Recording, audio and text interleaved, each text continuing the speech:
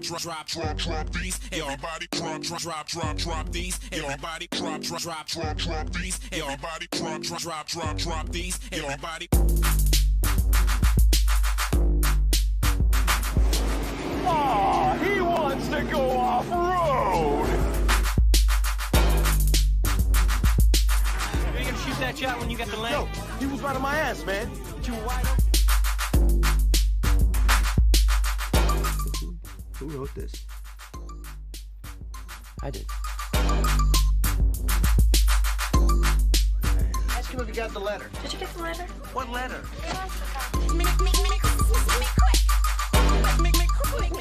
What's up, man? About to catch a fade, huh?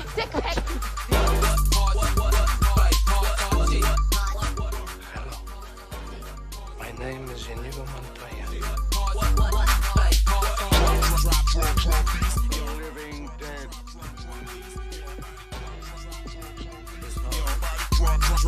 Drop these. Everybody. Let the hate flow through you.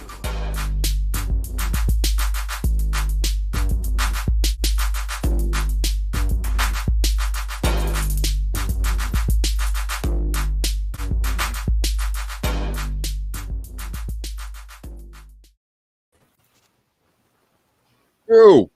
Okay. I'm not sure how we start this show anymore, but anyway, welcome. We're just a bunch of dudes that talk about movies, and sometimes we get real with it. And got a bunch, just a gaggle of dudes here talking about a sick movie. I don't even know how to start this thing off. I loved this movie. Had such a good time.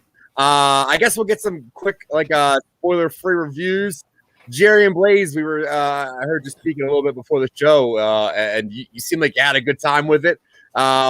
Initial reactions. What do you think about the Suicide Squad? Absolutely loved it, man. Might be my best, or not my best, my favorite DC superhero film so far. So I absolutely loved it. Yeah, there's something interesting about this movie where, like, you watch superhero movies and it's like, this is cool, this is fun, this is nerdy. But this movie just caught you off the bat and you're like, I'm so into this. I don't even know what's happening anymore. And you almost it's almost just so reactionary. But yeah, did you like the first Suicide Squad, or I guess like the one that was 5 years ago? Yeah, I liked it at the time. I thought it was decent. This was way better though, by far.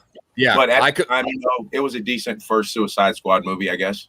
Yeah, no, I completely agree.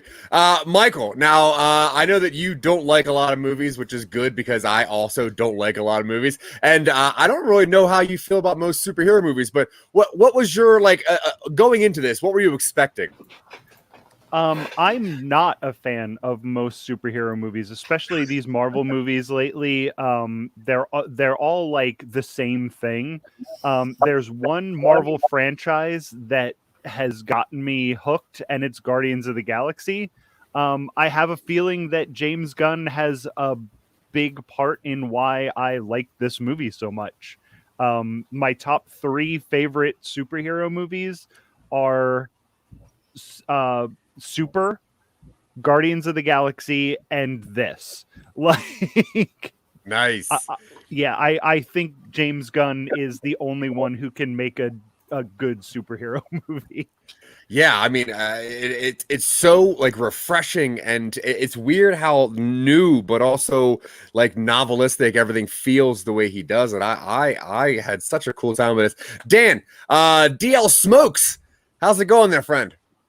Did we watch the same movie? I think I have to be the villain today. Someone didn't like it. Thank God. Yeah, good. I was hoping this is going to be like a runaway. So, all right. So, what's up, DL Smokes? You did not like Suicide Squad. I mean, the action was pretty cool. They had its few funny moments, but for the most part, besides Harley Quinn, the characters were garbage. I mean, does any of these characters actually exist? Like, is Starro a real DC villain? Oh yeah. So that's why DC just went right into the ground, because this was Polka Dot Man. Are you serious? Polka Dot Man. Yeah. Well, I mean, obviously these are the Suicide Squad. These are the people that the comic books want to die just to watch them die. Wow. Did not have a good time. Like, did you think that like it was too long? Did you think like so you're just watching and you're like, this is some bullshit. Like what? Like it was. They had the first team that just completely wiped out, and I'm like, who are these people? I have no idea who these people are. So they're the decoys apparently. So and then they just get blown all to hell. And then we got another like troop going in on the fucking north side over there and trying to outflank everything. And they have no idea what's going on either. So I don't know. Bombs going off and they don't know what's going on. It just seems weird. Diversions, I guess. I don't know. Well, that wasn't a bomb. That was the helicopter that was blowing up from the other side. But what were you saying, Michael? My absolute favorite part of this movie is how we meet this original squad, and then they get sent to this beach, and you think that they're gonna you think that they're the ones who are gonna get through, and then they all just get destroyed, and then you meet the real squad. Like that was a brilliant piece of movie making. Also, I also disagree with Dan.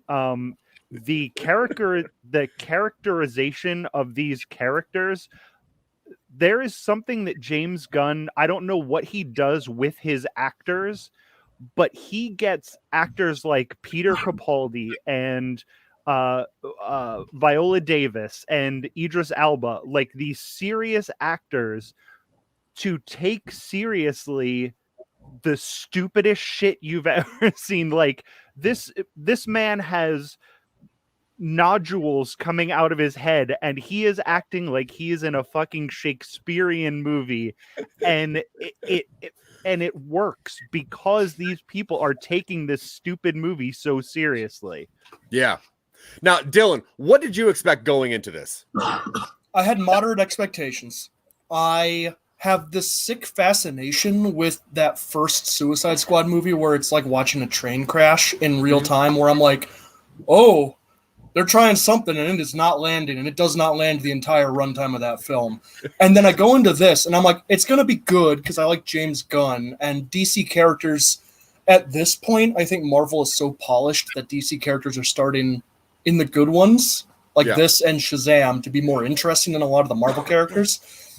And it does that start where it starts with Savant in his cell. I'm like, cool, establishing character bit. And then immediately, this is what the Suicide Squad is. This is where you're going. Team A is sacrificed so Team B can get to the beach. And I'm sitting there and I'm going, I'm in. And I'm really glad, I am sincerely glad that Dan does not like this movie, because I'm not going to be able to be the villain on this one. I had a fantastic time. Yeah. I also am not going to be able to be the villain, which I'm not super comfortable with. But yeah, just before we get started, when they're introducing this team, and I see Pete Davidson's stupid face, and I'm like, oh fuck, I'm gonna have to watch Pete Davidson for 2 hours, and then he gets his entire face blown off. Yeah, he doesn't have that face for long. Yes, I was in from there, from the time you see Pete Davidson's entire face get blown off. Yeah, I was hoping Pete Davidson had a bigger role in the movie, to be honest with you. He's like the decoy to get his face blown off. I'm a Pete Davidson fan. The dude's funny as hell. So no, he's not. He's horrible. He's funny. I'm glad this movie has teeth. That's something that I'm really missing from the modern Marvel movies, including Black Widow. Is my biggest criticism of Black Widow, is that you're dealing with these issues that you could really have something to say. And Black Widow has a lot of stuff kind of behind the curtain, but it's really just spectacle. And this one actually has some actual stuff it's trying to say, while also not being afraid to blow people's faces off in the first 5 minutes of the movie. And that continues throughout. Like, I was really impressed. It didn't shy away from killing characters, and the deaths of those characters had weight. Like, not just the ones in the beginning, but like every time somebody actually died, it was like, oh, I can't believe they did that. And they did not shy away from this R rating. This thing is violent. Yeah. There's cursing, and it doesn't feel like it's unnecessary. Like, it's unnecessary, but it also feels like kind of natural when Viola Davis and when Idris Elba and his daughter are like, fuck you, no, fuck you, no, fuck you, like that felt real rather than just swearing for the sake of swearing. Yeah, I agree. Like, Will Smith saying bye to his daughter at breakfast in like a hat and a long coat. I'm like, yeah, it is odd, Mr. Smokes over there, that you think that these characters don't exist, because one of the things that I felt coming out of the movie, I was like, it's so interesting how they gave these stupid characters actual depth and arc, and almost every single character I felt actually takes an arc. John Cena's character, we understand everything about him. He even gets a point where you're like, I almost understand what your problem is, and then even the post credit, and Idris Elba I think is one of the most amazing characters, and he takes a great arc, not only learning to be a leader, to work with a team, but also being able to interact with somebody that is his daughter's age, to grow his daughter. Then you have the Ratcatcher 2, which had absolutely, for no reason at all, a beautiful backstory where Taika Waititi is a heroin user who understands how to work with rats because they're unseen and undetected and overlooked. I thought everything about, even Harley had a bit of an arc, and Boomerang, who's a jerk, and once he dies, it's like, okay, now no one's safe here. I understand, but all right. So let's do some work here. If you don't know, for whatever reason, we're talking about the Suicide Squad, which is James Gunn, in my opinion, a modern masterpiece, but it just came out, I guess technically today or yesterday. Now, it is an American superhero film based on a DC comic team, Suicide Squad, produced by DC Films. Now, this is a standalone sequel, kind of, to the Suicide Squad from 2016, which it was going to be a reboot, and then they decided to not reboot it, to really just kind of make it a sequel, which is why Idris Elba's character seems a lot like Will Smith's character. He was actually recast to play Deadshot, but they thought maybe to give Will Smith a chance later on, let's make it a different character, and it works. It's kind of the same thing. Michael Colby agreed to something. That's cool. You didn't need to put that up on screen. Well, hey, we're all good here. But yeah, so this is what it is. Yeah, hey, you comment and it gets put up there. That's it, and we're going to talk about it. But so now this movie is a culmination of characters, and let's start talking about some of these characters. Jared, who is, in your opinion, the breakout character? When you got done with this movie, you're like, that was it. I guess the Ratcatcher, is that the Ratcatcher number 2? Yeah, I think probably that character was that her story arc and everything kind of stole the show. I knew nothing about that character, so everything about that was like just kind of really, really good. And then she kind of had like a relationship with everybody, if that makes sense. Like she was cool with the shark. She was like the daughter figure to Idris Elba. You know what I mean? Like it seemed like her small character touched the entire movie. So I have to go with her. Yeah, I agree. I feel that she is the heart of this movie. She's the one that connects with everybody because, if you look at how even society is, drug users and drug dealers are seen as the worst of the worst. They're the lowest of the low. They're scumbags. And you look at somebody that's a heroin user, and to see them taking such a beautiful path, I think that was absolutely brilliant. Michael, who is your standout character here? I'm also on Team Ratcatcher, but I was also surprised at how, they took a dumb character from the 60s, like Polka Dot Man, and, gave him that interesting backstory with his mother. And I don't know, I know that Polka Dot Man is an actual character from the comics, but I don't think I ever read anything with him in it. But the whole thing with his mother, and then every time they showed his point of view, when Starro looked like his mother, when everybody looked like his mother, it was very it was interesting to see them making such an interesting backstory about a nobody character. And James Gunn is great at doing that because he does that with all the Guardians of the Galaxy as well. That was a nothing team that you thought, who's going to go and see this movie, and then turned it into like a brilliant like cult classic movie. Yeah.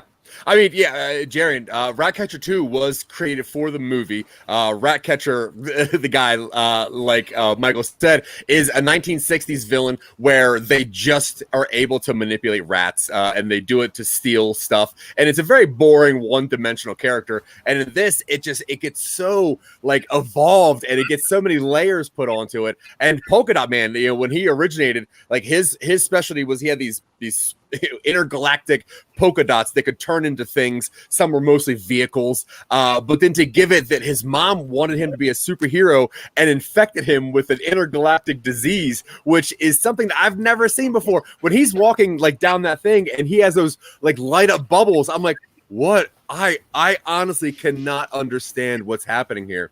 So Mr. Smokes, now Harley Quinn, you said earlier was your favorite character. Was that the one that you said, okay, at least this is good. This was a good one to me. Yeah, she was pretty much the saving grace of the movie. Besides Idris Adel was Idris, whatever his name's character.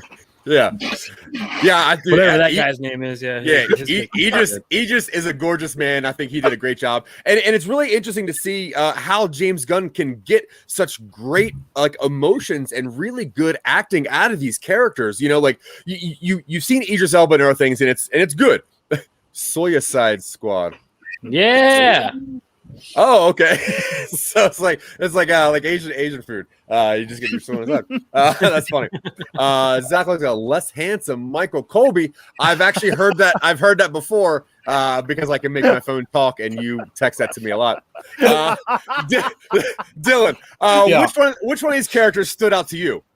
I like Ratcatcher, I like Polka Dot Man, but I got to throw it out to the street shark himself, Nanawe. I'm shocked that it looked as consistently good as it seemed to look. And I saw it, we saw it in theater, so and we were really close to the screen. So okay. Next time you get the tickets then. Okay. But we were really close to the screen, so I had a good look at the CGI, and I'm like, this looks pretty good for an all CGI character who is regularly shown with no obscuring weather or shadow or other particle stuff on screen. There's a lot of clear shots of King Shark, and I'm like, every time he's on screen doing something like tearing a man in half with his bare hands, that was awesome. 100% there for it. Man, what a great poster that would have been. And you're right. Like when they get the close-ups, you can see that beautiful shark skin and how glossy and beautiful his eyes are. And the weird thing is, like, I know a lot of people are going to say that he's the breakout character, and he was fun. But I will say, out of all the characters in this movie, if you just pluck his character out, nothing changes whatsoever. He actually serves zero purpose. But what a great character. He was like sort of the comic relief of the season. Sure. I mean, I think that was also important because those other characters were pretty heavy. If we didn't have him, it wouldn't have been quite so lighthearted. I agree. But after rewatching it this time, Viola Davis at one point says, you need King Shark to get into Jotunheim. And I'm like, why? Like on the rewatch, I'm like, they don't. They actually don't. They need quality. But so let's start the beginning here. So the movie opens on Savant, which is a brand new character to us, the viewer. It's a cinematic first. And quickly you get the idea that this guy is a marksman. He's got X's all over the walls, different colors, which he knows all the angles and can do all the cool stuff. Savant is a character from the comics, and he's a pretty boring character. But we just hop right into Suicide Squad pretty quickly. You understand that nobody here really has a choice in what they're doing. They just kind of grab him, put the detonator in his head, and just ship him off to Flag. And that's where we get, like Jarian said, you get that first Suicide Squad team, which you think is the team that you're going to follow because you get Boomerang, you get Harley, you get Pete Davidson, big name, you get Nathan Fillion, who is TDK, which was amazingly weird later on. You get the Weasel, which is the weirdest character that I've ever seen, and the creators actually based this. If you know Bloom County, those old comics, he's based on Bill the Cat. That's why he looks and acts like that. Makes sense. Yeah. Now the Weasel's a very weird character. He's actually in the comics, he's a college student who dresses up as a weasel and then kills other college students that make fun of him for being such a nerd. And you take all these weird characters like the Javelin and who else in them? Mangal, which is is weird. And you just have this collection of characters. And Jill and I, we were in the theaters together, and like when they did the pan around, it's like, okay, that one's gonna die, that one's gonna die, that Boomerang might survive, Harley's obviously gonna survive, and Kinnaman's gonna survive, or that they're all gonna die. But man, once they like just immediately the back of that the plane opens up and they just do 2 in the water, and quickly Weasel starts drowning, and you're like, wait, what's happening here? What's happening here? And that's when you get a lot of the behind the scenes of the people in the office, and they're like, they're betting on people, and they're like, we didn't do our research, and that was great. Jerry, what did you think of that behind the comments that the office people were making when they were like making fun of Mongal? They're like, is she a god or is she an alien? Like, you can obviously see like the government betting on criminals that have to do something like this, right? Yeah, I mean, I figured they're just a bunch of bored people that sit there in front of these computers probably 16 hours a day doing this. So it's like, what else are we going to do? I mean, it is the Suicide Squad. Somebody is going to die. I figure it's just a way to make light of all the death they're just constantly surrounded with. Yeah, and like Dylan said, there's a couple things that this movie tries to touch on, and I think does a pretty good job. But one of them is really just how expendable a lot of human lives are to different governments based on what they think is important to that specific government at the time. So we're on the beach now, and things are just crazy, and then you get Pete Davidson. He stands up and he's like, hey, it's me, I'm the one who sold you guys out, that's cool. And then that's when you get really the first bit of crazy violence, and DL smokes. Now you see Pete Davidson's face blow off. What are you thinking about the rest of this? This movie just lost a reel. And that's what I thought. That's exactly what went through my mind when Pete Davidson died. This movie just lost a reel. Yeah. so pretty much one by one, all the people that are on this beach just really just hammer down and go down. Viola Davis, who is a wicked actor, and her character is absolutely disgusting in this movie. She's like, I'm sorry, get back in there. It doesn't matter. Get back in there. And they all die. Now, dude, she is. Yeah, I said she's Michael Colby-esque. Yes, that's true. She's like, I don't give a shit. Get in there and podcast. Yeah, get in there. Yeah, do what you got to do. But there was a moment during this scene right before Michael Rooker died where I thought I was like afraid, because I was like, oh fuck, this is gonna be like Michael Rooker's like, his like dream or his like hallucination of what's going to happen, and then we're gonna get something different. And then when it goes to the real one that we're following, I was like, yes. I was like, and the only one who has the balls to do something like that is James Gunn. There's no other like superhero movie director and writer that would have done this thing, like get people like Pete Davidson and Nathan Fillion and all of these like big name actors to become these characters for 5 minutes of a movie before they get absolutely destroyed. Like, yeah. And putting Harley in with that team was a stroke of brilliance, because you're like, well, of course this is the team we're going to follow. This is the team with Harley in it. Yep. But he did a brilliant job of subverting what our expectations were. Now, Jarian, we get the idea that Viola Davis sent all these people to this side of the beach to just get them slaughtered, as a distraction. But to me, it was odd because, Joel Kinnaman's character, Rick Flag, is on that team, and he's the only actual military man. Did you think that he was sent there to die? No, I didn't really get that either. I figured she just figured Flack will be okay. What I mean? He'll be okay. Somehow he'll be. I don't see why she would risk her pretty much her number one and only asset. Well, but go ahead, Dylan. I mean, I took it as a callback to the first one where he disobeys her and she can't deal with that. So she intentionally, and Harley's a liability. So she puts the two people who have both already betrayed her. Well, three people, because Captain Boomerang's in that first squad as well. She puts all three people from the previous mission who all failed to follow her orders in the suicide squad. Like, Yeah, I think that she sounds like her. was intended to get. I think she meant to get Flag killed. Yeah, I mean, if these movies are connected at all, pretty much, Viola Davis's character did kill off Rick Flag's love, June Moon from the last one. So I could see him maybe like kind of lashing out. I don't know, but DL Smokes. Now, of all the deaths on that initial beach scene, you have Mongao ripping down a helicopter. You have Boomerang being shredded. That was very cool. You get Boomerang shredded by a bunch of splinters and then blown up. You get the Javelin, who literally does nothing and gets shot.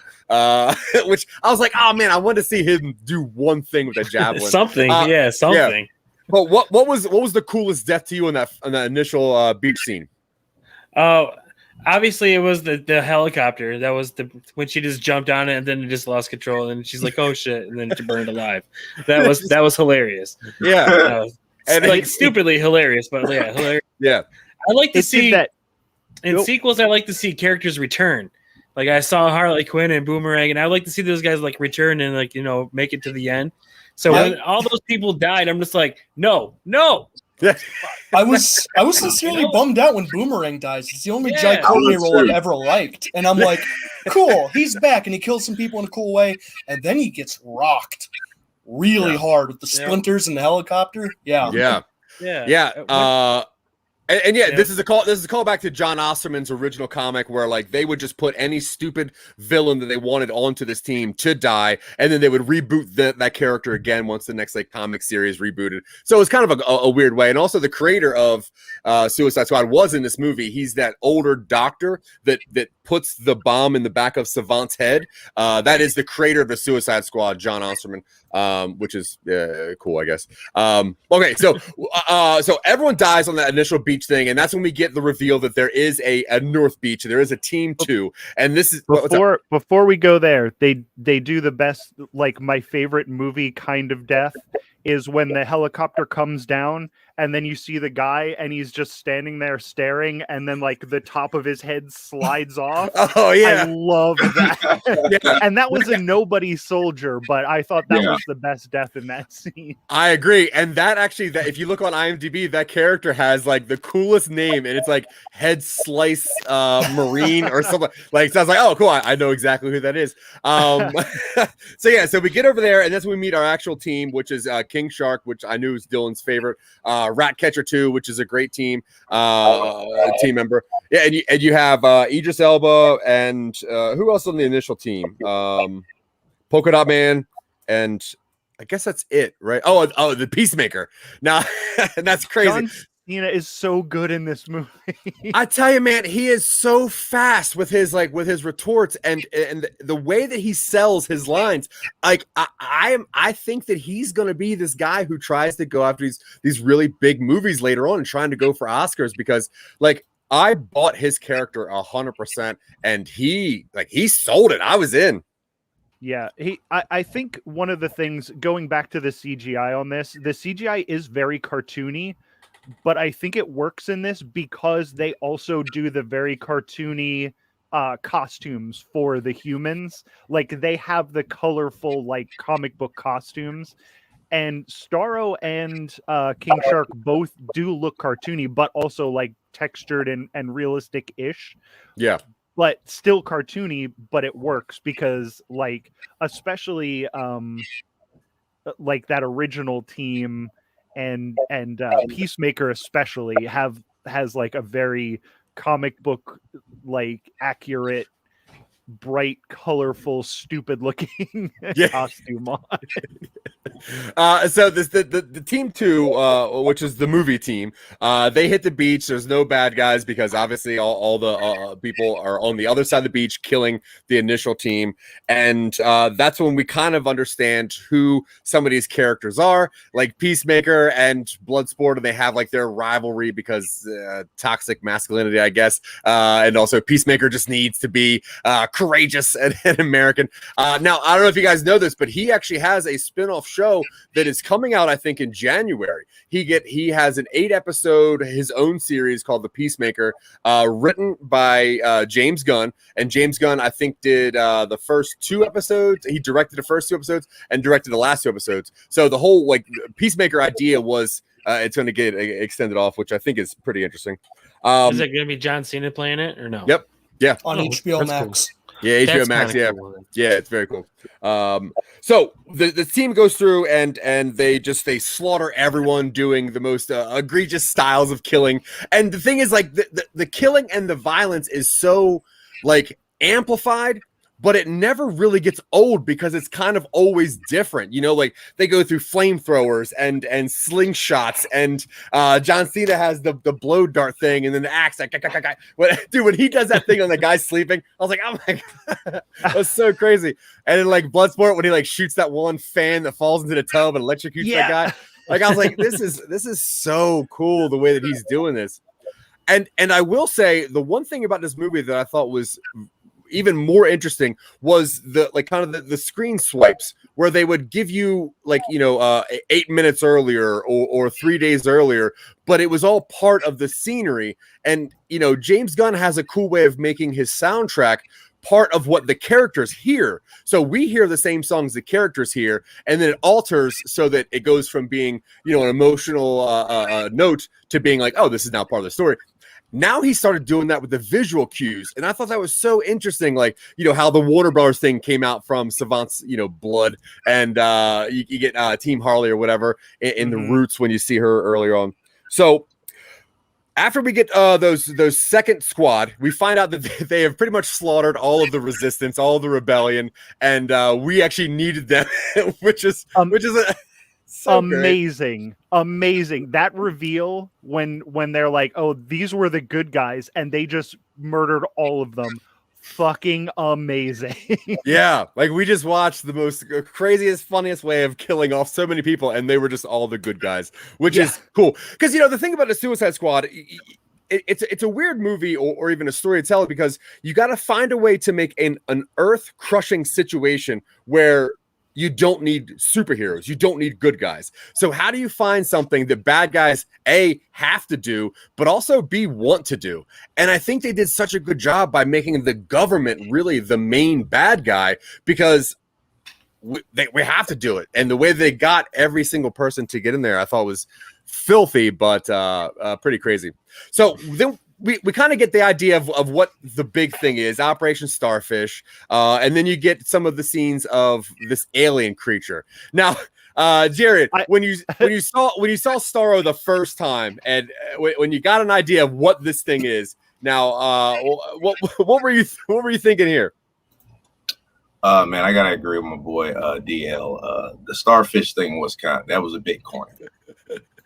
That's if I could complain about one thing, I would have liked to have seen something a little bit more vicious come out of that hole. He looked like he was an extra from the SpongeBob live movie. The funny thing is, when we left the theater, there was a couple that was right before us, and they were complaining. She's like, I didn't know we were seeing an R-rated SpongeBob movie. I was like, oh, there you go. Then you didn't read. Then you didn't read Justice League comics in the 60s and the 70s, because Starro was like he took over the Justice League. Like, that was a huge arc where it's Starro, and he's he has those starfish baby things on Superman, Batman, Wonder Woman, Green Lantern, like the Flash. Everybody is mind controlled. I don't think they did a good enough job showing off his mind control powers, because it was when that whole army was like decimated, and only the 4 of them survived without being scathed by his that was taking a little bit away from that character. But that is a powerful character in the comic books. Yeah, and not only the comics, also the cartoons. Like, there was one of the original Justice League cartoon where it's like Superman's birthday, and he pretty much has a Starro on his head, and they were trying to figure out what to give Superman, the man who has everything. What do you give him? And what Starro does is, when he like attracts himself to you, attaches himself to you, he actually they give you a different reality, so your body is happy. So you just do whatever the thing is telling you. So it's actually a pretty sad character. And the way they wrap him up at the end too, because nowadays with like Thanos and Kang and everybody else, you're like, you need a character, you need a bad guy that you can relate to. You need who knew a Pokemon could become a Justice? Dude, I tell you, as a Pokemon, that is disgusting because you have just a slimy creature that all I know about starfish is they can regenerate. B, it's got a huge eyeball, which creeps me out anyway because I can't touch my eyes. I don't like even looking at people's contacts. C, you have this nasty, weird butthole thing that has tentacles kind of flailing out of it. It screams out of its kneecaps, which is disgusting. Also, out of its armpits. Babies out of its armpits. Horrible. Not even Horrible. yeah. That was the worst part of that thing. Bits of its own brain it shoots out of its armpit. It's like, oh my god, this is filthy, but that's crazy. And then you get the reveal at the end that like the starfish are like, look, I just wanted to float in space, dude. Like, that was pretty bad. That was maybe the most effective like characterization of a character that they did in this was making Starro like, fuck you. I was happy in space floating around, and you motherfuckers took me out of that, and now I'm gonna fuck you all up, and then you killed me. Fuck you. Yeah, because like I wanted to die, but also like it's like that was our fault. So it was like a Cloverfield baby kind of feel. DL. Oh, go ahead. That's like it's like taking a unicorn and just like taking it and just like slowly slaughtering it. Right, it's like, this is a rare little thing, just being happy all by itself. Let's capture it and. Hey, hopefully the real Will brings up Legend, and then we could talk about slaughtering unicorns. DL Smoked. Now we meet the Thinker, and this is played by Peter Capaldi, who's a great actor, and he's the guy that has those vials and lights, electrodes out of his head. Okay, number one, do you think he was smart? And number two, what do you think those things in his head did? I thought they were like batteries. I don't know, like some kind of like nuclear power batteries or something going on in his head. And he didn't seem smart at all. I'm like, he really didn't do anything like that was brilliant during the movie. It was just get us in here. And he's like, okay, and that's what happened. Yeah, they didn't. He's also a mind control character in the comics, and they also didn't do a good job with him. Showing off what he does, because I didn't even know he had a superpower. I just thought he was really smart, but he really wasn't smart either. That's what those nodules do. They help him with his mind control. But they did. They definitely did not evolve him at all. Yeah, because he's the one who sort of masterminded the whole plot of making Starro the villain. Like his plot was, and they sort of offhanded commented a lot of his story stuff. They're like, oh yeah, they would have like one of the corpses with the star on their face, like, oh, the things that he did to me or whatever, like he violated me and he did whatever. But he was behind that whole thing. Yeah. But they didn't really do it well. Yeah, that was the one thing that they didn't do well. Yeah, they definitely did not speak on what his powers were at all. I thought that he was like going to be some like calculating thinker, or we were going to see what these things did, but it doesn't seem like he did anything whatsoever except just kind of like, sure, I'll walk you over here. And then it's like, ha, you guys thought that you didn't see my plan. It's like, I don't think you have a plan. But yeah, I think they would have the little, the Starro guy. Like when he shot out the things and took over the army, they should have had like 2 minutes of them just slaughtering random people in the street just to like show that he could make them do whatever and whatever, because the rats got off more than Starro did. That's true. Dude, the rats really did. The rats shine more than the big Starro did. I mean, I'm sure his powers are way better than they showed, but I knew right then when they weren't showing it, I was like, they should have done a little bit more when he had it on the soldiers. He should have like, when he just marched them down the street, that was literally it. That's all they did while they're under my control. Yeah, and there's the ability of looking like having like a very visual, scary thing when you have a bunch of people that have the same mind and they're all making the same movement. So they started doing that. I was like, oh, this is kind of creepy. But yeah, I agree completely. They really didn't like lean into that as much. But I guess they didn't want you to think that Starro was that bad. I think that's maybe. I'm not really sure. If they would have had Starro at like his full power when he took over Superman, Batman, Wonder Woman, like that would have been too much in this movie for the Suicide Squad to have overcome. Yeah, I agree. So that's when we so we're in the Jotunheim now, and we're putting explosives everywhere, and there's this weird little scene where King Shark walks into an aquarium and he sees these little jellyfish. Adorable. Yeah, I loved them. Dylan, what were you thinking when this scene was going on? I'm like, man, James Gunn, all right, whatever. Like, King Shark's got to have something to do, because King Shark is one of those characters where it's like the Hulk problem, where it's like, they're this strong, so how are we going to have an interesting story when one of these guys is going to be able to do the job all by himself? And they did that by having King Shark be kind of like sad and friendless, and like you see him crying like 2 or 3 times. Yeah. And so he meets up with some friends, and you're like, oh, cool.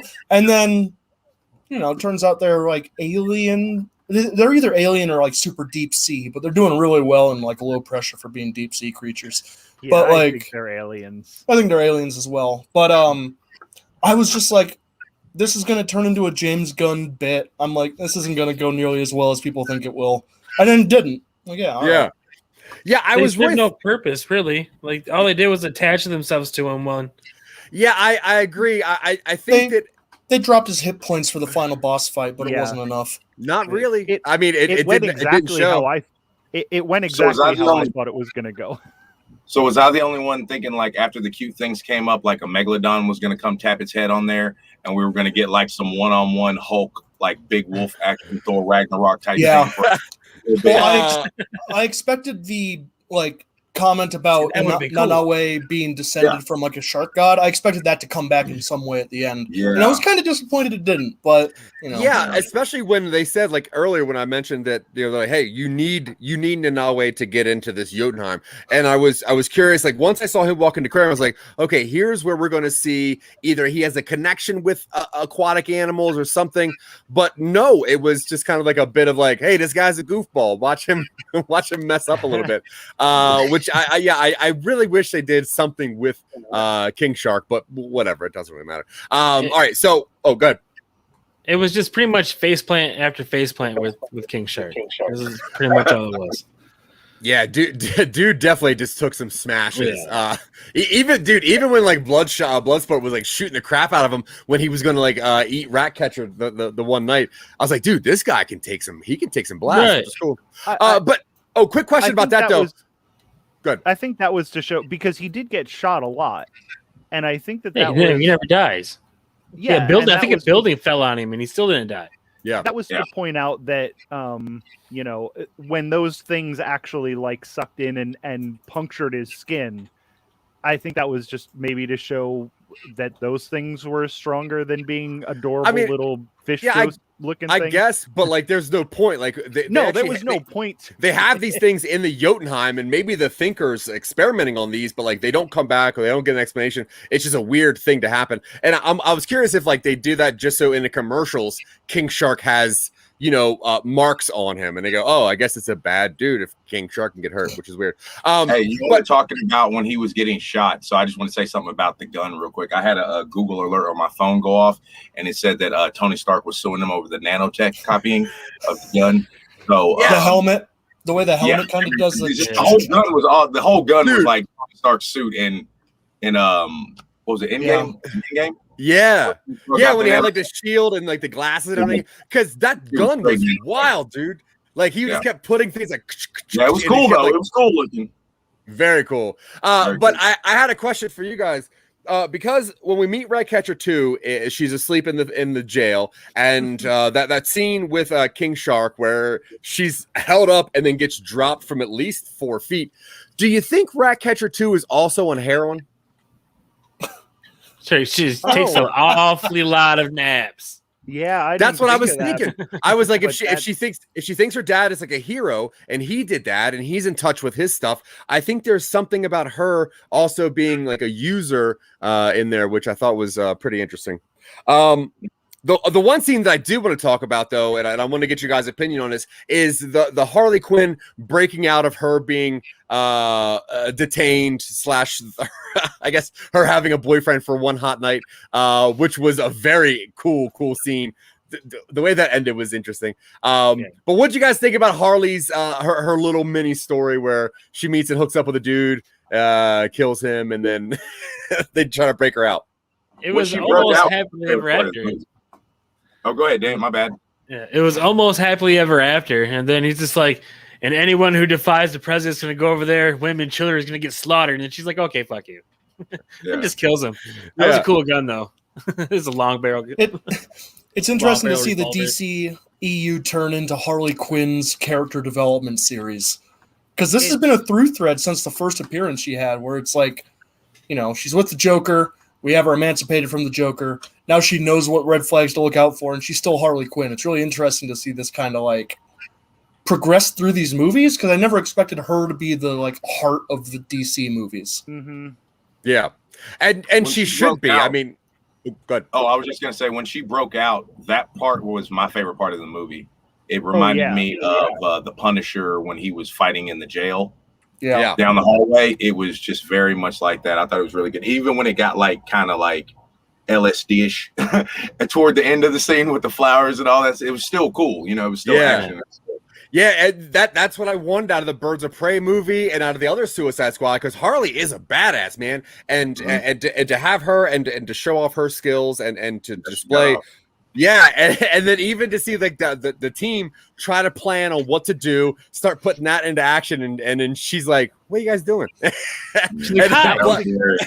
That's again like a long form character arc for her, because that's been going every movie that she's in. She has a consistent storyline through everything that she's been in, and I actually the LSD thing that Jarian was talking about, I don't think that's a drug thing. I think that's just how she sees the violence. It doesn't seem that bad to her, because she's just seeing flowers and birds coming out of these people as she's just absolutely murdering them. Well, not only that, but this is one of the first times you see Harley kind of stand up for herself and hold a man accountable for some ill actions against her. In the other Suicide Squad, obviously we're like, yeah, dude, Joker sucks and your relationship's toxic. Do something, stop apologizing to him and get in there. And then Birds of Prey, they started it with, it's like, hey, I'm my own person. I'm not this guy's girlfriend. Whereas this one, it's like, she is not just reactionary. She's taking a first step. She goes, you're not a good person. I know this is gonna be bad for me. You got to go. And then, that weird fight scene thing after that, I think that was just a beautiful exploration of she is so happy that she is doing this, because she's standing up for herself. She's breaking out of that. I thought that was just interesting. It's really the best characterization of any character through a series. Marvel doesn't do that either. They kind of have their one, the way that the characters are, and they never really grow. And you could definitely see it. I didn't see the first Suicide Squad movie because of how much I hate Jared Leto. I know he's not in it that much, but Birds of Prey, you saw her grow as that character through that thing, and that was a continuation of her Birds of Prey growth, which I thought was so cool. Yeah, I agree. I honestly think that a lot of these people had a really good emotional growth here. Dylan, what was a standout part for you? Once this movie's over, when you look back, what was the part that you're like, oh man, that I want to see that scene again? I don't know if there's a specific scene, but the way that the movie just carries its own momentum is really nice. They get joined up by Milton, and I know they eventually make a joke out of that, but when they're storming Jotunheim and it shows them all lined up in their poster shot, Milton's off to the side, and I'm thinking to myself, the guy from the truck is still there? And then he's there through the entire thing, and they make a big deal out of it when he dies. And I'm like, James Gunn remembers what he wrote earlier in the script. He remembers it, and he has the characters remember what happened. Yeah. And you get these, you get those moments in movies otherwise that you kind of have this kind of show up and it's never commented on. So it's nice to see this superhero movie kind of take its own route and kind of be internally consistent. Like that's what I'm. It's not just spectacle. Like, yeah.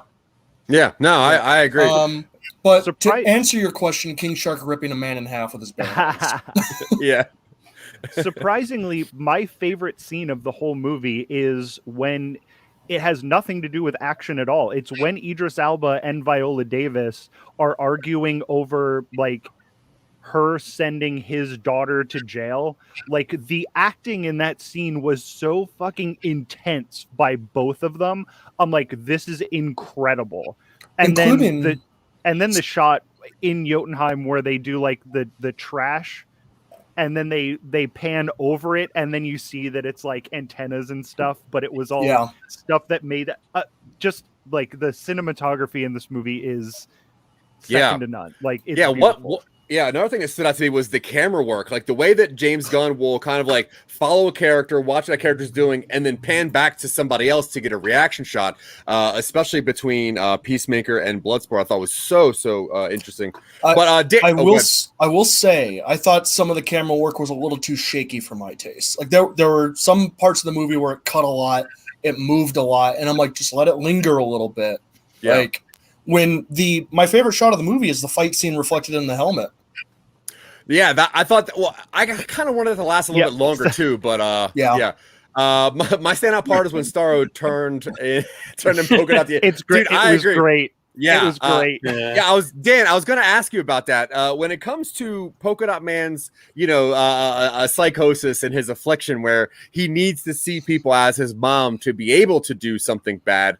When you think about that, and then you remember the scene where he's dancing around all of his moms, how'd you feel about that? The scene where he's just like I don't know, like grinding up on his mom when he's dancing, that was kind of disturbing. I'm like, dude, that's your mom. But the scene where he was actually killing his mom and she's like just going, oh, yeah. That was funny. And then actually when he finds out the polka dots actually do something, and that's kind of cool. And you're like, oh, okay, this guy does kind of serve a purpose. And then he's dead.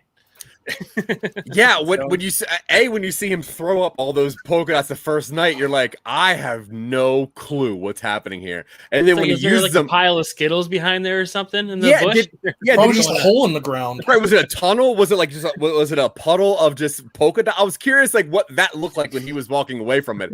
But then when you see him use it on that one guard tower, you're like, oh, this goes through things. This is nuts. Mm-hmm. And then at the very end, when he unleashes it all on Starro, his mom, and he's like, I'm a superhero. I was like, oh my God, even this stupid character has a bit of an arc. And then slam. It's like, okay, perfect. Absolutely perfect. Okay, Jarian. Now, I have a problem with eyeballs, touching eyes, all of this stuff. Now, one of the ways they take down Starro is Harley runs with a javelin, pierces the middle eye, starts drowning in it as rats go in there and start eating out the eye tentacles. What was going through your brain? Because I swear to God, I was about to throw up on Dylan. Oh, I didn't have a problem with it, man. I thought it was kind of a cool way, and they let it linger for a little bit. Kind of like Dylan was saying, they definitely let that part linger. Like you got to see the rats get in there and tear it up from the inside out, which I thought was kind of cool. I mean, it was a cool scene. I liked her floating in the eyeball for a second, like as coming in and everything. I agree. I was ready to throw up on Dylan too. The whole time, like I was like, I've never seen anything like this. This is so disgustingly uncomfortable. And her just like soaking in the eye fluids. And I was thinking like, oh my God, if something was inside of my eye, and like she's just like floating there, and then the rats are eating it and getting inside the veins. I'm like, and then when she gets out of it, she like climbs out like it's a jellyfish. I'm like, oh my God, this is loved it. The blood's in there and it's like sloshing around. Oh. Fucking disgusting. I'm gonna call it high concept gore, but there's some high concept gore in this movie where it's like I'm dealing with a giant starfish alien. What can I do to fuck this up? And it's like turns out rats in the giant eyeball, and you're like, oh God, loved it, dude. rats in an eyeball is literally now the thing of my nightmares whenever anyone asks me. I didn't know that was going to be as powerful to me as possible. I loved it as well, but it was awesome. Yeah, no, I loved it. I was so it is rare. Was disgusting. It's rare for me to make a movement when I'm watching a movie. I just I focus in and I watch it. I'm pretty much a zombie. This movie, I started covering my face when I was like, come on, you're not going to get inside that eyeball. You see the roof line up to it. You turn and you're like, yeah, check out that. And I'm like, yeah, of course. Here it comes. So Starro goes down, and I guess all the humans that the Starro attached itself to are now dead, which is crazy because that was a lot because he's huge. And Suicide Squad's good. We're happy. And there's 3 people left, right? We have two ladies and a dude. So that's cool that we end on more female than male. And Weasel.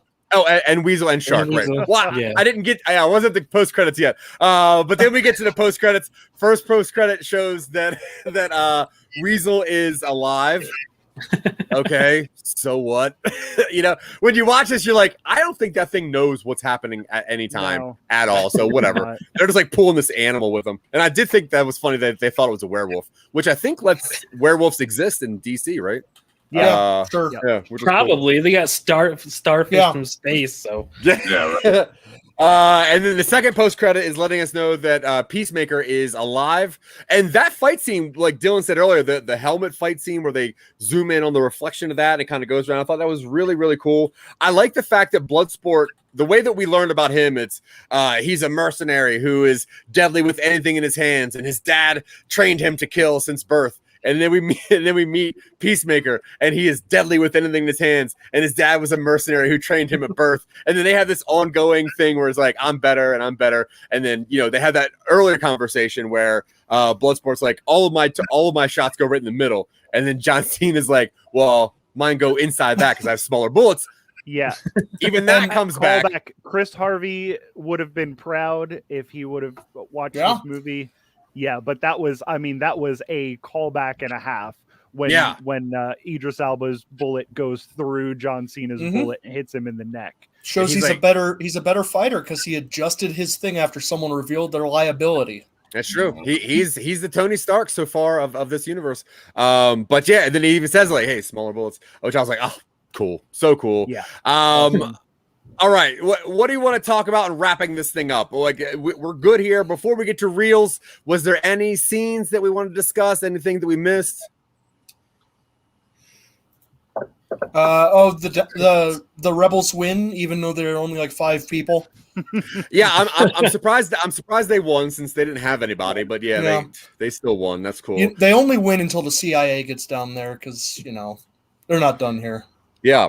And if you guys don't know, King Shark was voiced by Sylvester Stallone, which is a very cool casting call, but was the mocap suit was done by Steve Agee, who is the glasses guy who works for Viola Davis, which I thought was pretty interesting. Was he in the first Suicide Squad? No. She kills her entire crew in the first Suicide Squad. Yeah, I love Steve Agee. I think he's fucking hilarious, and he was great in this movie. Yeah, I was so very funny. excited to see him show up on the screen. Yeah, and then to see looking at his mannerisms walking around as King Shark, you're like, yeah, I can see it. It's so funny. And obviously Sean Gunn, who to me had the best cameo of this whole thing. So Sean Gunn, who is James Gunn's brother, he is the mocap suit for Weasel. He's also the mocap suit for Rocket in the Guardians movies. But there's one weird scene in the very beginning where you see James Gunn or Sean Gunn as Calendar Man. He's in the prison and he has the calendar, January, February. And I'm dude, what? You're gonna what a weird cameo. And I guess I don't think we missed anybody. I thought that Mei Ling Ning as Mongal was interesting. I don't know why that character exists, but that's really cool. Standout actor. Viola Davis did such a great job. She's such a B-word, though. I don't think you could say Viola Davis is the best actor because she's the best actor in anything that she's in. So you gotta pick a number 2. I did think when they were doing the when they were doing the Harley Quinn rescue sequence, Idris Elba like sneaking across the street, like seeing Idris Elba, this serious actor, huge dude, doing this little like cartoon sneak was so fucking funny to me. I couldn't get over it. Yeah, I agree. And seeing them like with their like undershirts on and the helmet, so funny. I will say Ratcatcher 2, Daniela Melchior, it was her English debut. So I think she knocked it. I would never have guessed. She knocked it out of the park. Yeah, this is her first English movie, and she did a phenomenal job. Like you can tell that they just had such a passion for this because everyone just like Idris Elba, even in the beginning when he's cleaning off the phones, like I just buy it for some reason when he's looking around, and I'm like, dude, you're in, and if you're in, I'm so in, and everything about this movie is so cool. Mr. Blaze had to dip out for a second. He's got really important things to do. Obviously, we all have real worlds, but he did give this thing 9 reels, which is cool. 9 out of 10 reels. And make sure you hop over to Cloud Chronicles and check that out. Dude does some amazing interviews with some awesome people. Shout out to Cloud Chronicles. Go check that out, Mr. Jerry Blaze. Awesome dude. Okay, so let's do I guess our goodbyes and our reels. But before we go, spin the wheel too. Yeah, I was gonna say before we go, we got to talk about next week. So Monday is Dylan. Boom, his number 3 movie, which is did it on the first try. I know, I'm getting it now. So Dylan's number 3 favorite movie. He calls it The Witch. I call it The Vivitch. I don't really care what Michael calls it, but it's probably The Vivitch. I also call it The Vivitch. Yeah. Yeah, I thought so too. Has anyone seen this movie before? Dan, have you seen The Witch, The Vivitch? No, but I heard it was pretty scary, and I think it's rated R too. So I think I'm gonna throw on the headphones and shut off the lights and see what happens. It's a divisive episode. It's a good, cool, weird movie. But yeah, so that's Monday. So if you want to get caught up with us, make sure you check out The Vivitch. I think you can watch that on Showtime. Yeah. So if you want to check that out and then pop on with us on Monday, you can listen to how much we hate all of Dylan's movies. The Witch is that's true, man. It's The not Witch for is everybody. It is not for everybody. It is a weird movie. But I'm excited about it. Yeah, things that aren't for everybody is exactly my jam. And then, so next Friday, we were going to originally do Free Guy, but since it's a theater-only movie, and we obviously want to keep everybody safe, we don't want to make anybody go to theater who doesn't want to, so we're going to do the real wheel instead. So, Mr. Dylan, please bring up this trashy wheel full of some garbage movies. Oh, yeah. You love it. Gotta be don't something. lie. No, something I love good. it. Come on. All right. So we've got 16 wheels on the real, or 16 movies on the real wheel. What is Tank Man? Is that a real thing? Tank Man? I've never heard of that. Tank Man? I know Tank Girl. I don't know. It was a recommendation. So I'm going to spin this thing, and we're going to see what it lands on, and we have to watch it and talk about it. I hope it's something bad. I hope it's Velocipaster. Like Goonies, maybe? Oh, all right. We're doing weird dies at the horror end. Movie week this week. Yep. The Cool. We can Vitch do that and John dies at the end. We're gonna I'm ready. I love this movie and the book. Well, I love the book. Didn't see either one of them, so I haven't read the book. I love this book a lot, but the movie does a decent job of putting the beginning of the book and the end of the book together into a movie. They skip the whole middle, but it still works as a movie. Yeah, cool. So if you want to check that out, that's going to be next Friday. John dies at the end. If you wanted to watch that, you can find it on Amazon Prime. It's also free on Crackle. If you subscribe to that, you can pay $2.99 and watch on YouTube. But so yeah, Monday, The Witch. Friday, now John dies at the end thanks to the real wheel. yeah. All right. Decent movie at least. Mr. DL Smokes. Let's get some reels and goodbyes. And where can people find you or hear you? Well, I'm gonna start off with my reels real quick. I'm gonna give this a 6.5. You guys talked me up a half of a reel, so it's just all the characters I wanted to see in this movie died like within the first 10 minutes, and that really brought me down. It did have some funny parts, and the action was good too, but I was very the characters they're bringing it down a little bit.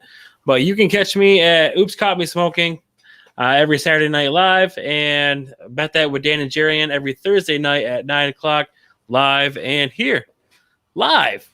Yeah, obviously. Hell yeah. Thank you, sir. 6.5 out of 10 reels. All right. I'm in. Mr. Dylan, looks like you're up next. Yeah. I had a great time seeing this movie. I probably would have really liked it even if I hadn't gone to the theater and watched it. We were, it's a relatively safe spot to go to a theater out here.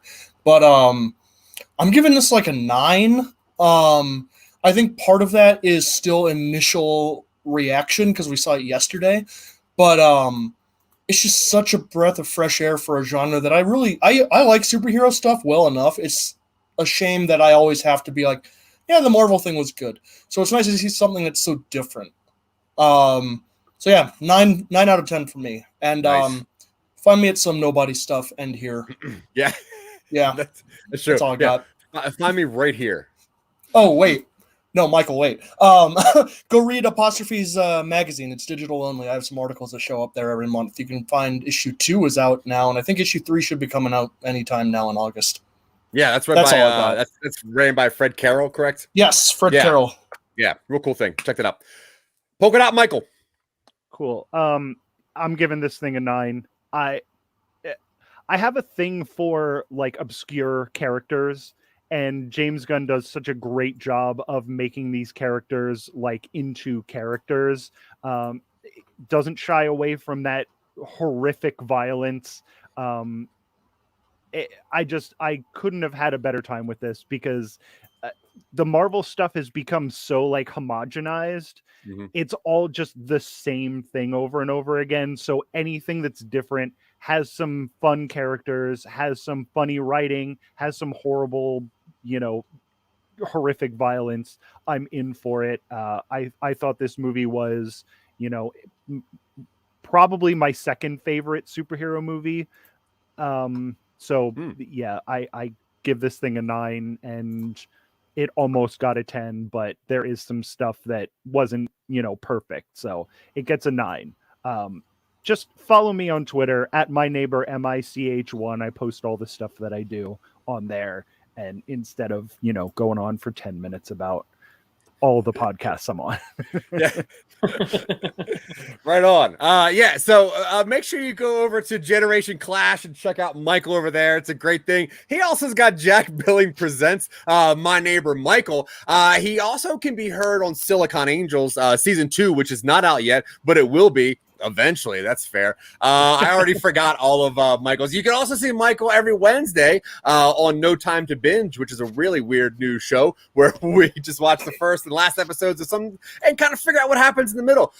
You can also find Michael roaming around the backs of most Walmarts looking for cardboard for recycling and cans to crush. Also weird small animals to throw things at. I'm not paying you for this, Zach, if that's what you're aiming for. Well, we'll just see. We'll see.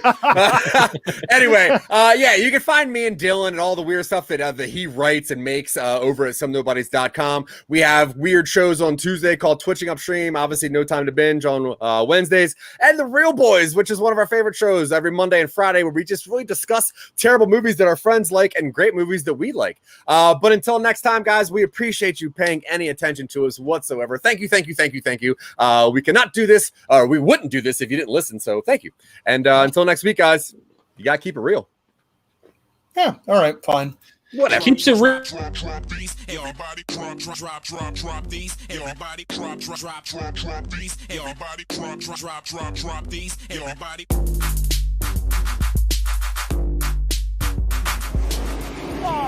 He wants to go off-road. Are you gonna shoot that shot when you got the lane? Yo, he was right on my ass, man. You were wide open.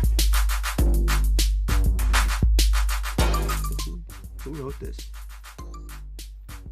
I did. Ask him if he got the letter. Did you get the letter? What letter?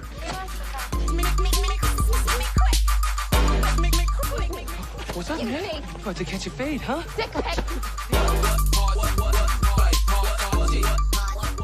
Hello. My name is Inigo Montoya. Living dead.